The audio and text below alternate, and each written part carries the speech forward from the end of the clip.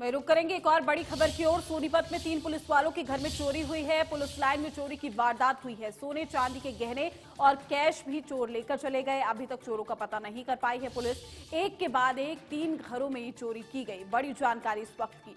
Police line में चोरी की वारदात को अंजाम दिया गया है। सोने चांदी और साथ ही गहने लेकर, कैश भी लेकर चोर फरार हो गए हैं।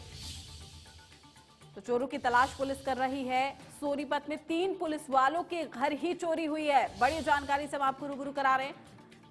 तो इस पूरे मामले से अंदाजा लगाया जा सकता है कि चोर किस तरीके से बेखौफ होंगे। पुलिस वाले के घर में ही चोरी की वारदात को अंजाम दिया गया। अभी तक चोरों का पता नहीं चल पाया है। एक के बाद एक 3 घरों में चोरी की इस घटना को अंजाम दिया गया। तो बड़ी और अहम जानकारी, सोनीपत में 3 पुलिस वालों के घर में चोरी की गई है। तो पुलिस लाइन में चोरी की इस पूरी वारदात को अंजाम दिया गया है चोरों की ओर से। फिलहाल पुलिस जांच कर रही है। अभी तक चोरों का कुछ भी सुराग नहीं लगा।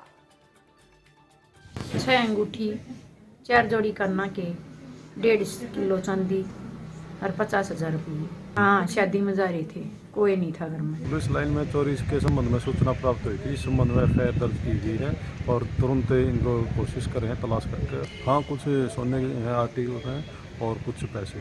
हाँ, मामला दर्ज कर लिया, तलाश जारी है। तो सोनीपत में इस चोरी की वारदात को अंजाम दिया गया है। 3 पुलिस वालों के घर में ही चोरी की गई है। सोने चांदी और कैश लेकर चोर फरार हो गए हैं। और बड़ी बात यह है कि बेखौफ चोर हैं। पुलिस वालों के घर में ही चोरी की घटना को अंजाम देते हैं, फरार हो जाते हैं। फिलहाल चोरों का सुराग नहीं लग पाया है। पुलिस लाइन में चोरी की इस पूरी घटना को अंजाम दिया गया। बड़ी खबर से हम आपको रूबरू करा रहे हैं। पुलिस वालों के घर में ये चोरी हुई है। खबरों में आगे बढ़ेंगे, बात करेंगे। देश में कोरोना वायरस के खिलाफ वैक्सीन प्रोग्राम शुरू हो चुका है। सरकार ने पहले चरण में स्वास्थ्य कर्मियों को शामिल भी किया है और सूत्रों के मुताबिक जो खबर सामने आ रही है उसमें वैक्सीनेशन के दूसरे चरण में पीएम मोदी समेत दूसरे राजनेताओं को भी कोरोना की वैक्सीन लग सकती है। इस चरण में उन सांसद विधायकों को वैक्सीन दी जा सकती है जिनकी उम्र 50 साल से ज्यादा है या फिर किसी बीमारी से जूझ रहे हैं। वहीं दूसरे चरण में कई बड़े नेताओं जिनकी उम्र 80 साल से अधिक है उन्हें भी तरजीह दी जा सकती है। इनमें पूर्व प्रधानमंत्री मनमोहन सिंह, एचडी देवगौड़ा भी शामिल हैं।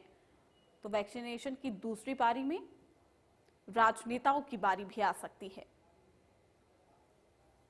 तो दूसरे चरण में पीएम मोदी भी लगवा सकते हैं वैक्सीन और ऐसे में एक बड़ा संदेश आम जनता की ओर जाता हुआ सभी मुख्यमंत्रियों का भी टीकाकरण संभव है। 50 साल से ऊपर वाले एमपी एमएलए को भी वैक्सीन लगेगा। तो कई वरिष्ठ राजनेताओं को भी तरजीह दी जा सकती है, मिल सकती है। पहले चरण में फ्रंटलाइन वर्कर्स को लगा था टीका, लेकिन अब दूसरे चरण में नेता और राजनेता की बारी। तो दूसरे चरण में पीएम मोदी भी वैक्सीन लगवा सकते हैं, ये जानकारी सामने आ रही है। सभी मुख्यमंत्रियों का भी टीकाकरण संभव है। इसी बीच बड़ी खबर से आपको रूबरू करा दें। 22 को फिर वार्ता, निकलेगा फाइनल रास्ता। तो दिल्ली बॉर्डर पर 57 दिनों से आंदोलन पर किसान है। सरकार के प्रस्ताव पर किसानों का मंथन है। सरकार ने कानूनों को 1.5 साल होल्ड करने का भी प्रस्ताव दिया है। किसानों ने सरकार के प्रस्ताव पर चर्चा के लिए वक्त भी मांगा है। तो 22 जनवरी को किसान नेता प्रस्ताव पर अपना जवाब भी देंगे। तो कल विज्ञान भवन में दोपहर 2 बजे 12वें दौर की बैठक होगी। बड़ी और अहम जानकारी से हम आपको रूबरू करा रहे हैं। हालांकि आज किसानों की बैठक है जिसमें वो आंदोलन की रूपरेखा को तैयार करेंगे। सरकार की ओर से जो प्रस्ताव रखा गया है उस पर विचार विमर्श और मंथन फिलहाल अभी जारी है। तमाम बॉर्डर्स पर किसान संगठन तय करेंगे आगे आंदोलन का रुख क्या होगा। सरकार के प्रस्ताव पर क्या निर्णय लेते हैं, ये देखने वाली बात होगी।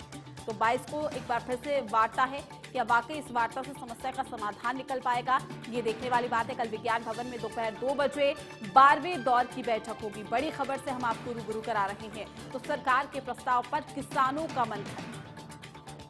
तो दिल्ली बॉर्डर्स पर 57 दिनों से आंदोलन पर किसान है। सरकार ने कानूनों को 1.5 साल होल्ड करने का जो प्रस्ताव दिया है उसको लेकर भी विचार विमर्श और मंथन किया जा रहा है किसानों की ओर से। 22 जनवरी को किसान नेता प्रस्ताव पर भी देंगे जवाब। तो बड़ी और अहम जानकारी से हम आपको रूबरू करा रहे हैं। कल विज्ञान भवन में दोपहर 2 बजे 12वें दौर की बैठक होगी। तो क्या वाकई 12वें दौर की बैठक से समस्या का समाधान निकलेगा? आज किसान रूपरेखा तैयार करेंगे। आंदोलन को लेकर सरकार ने कानूनों को 1.5 साल होल्ड करने का प्रस्ताव दिया है। तो किसानों ने सरकार के प्रस्ताव पर चर्चा के लिए वक्त भी मांगा है।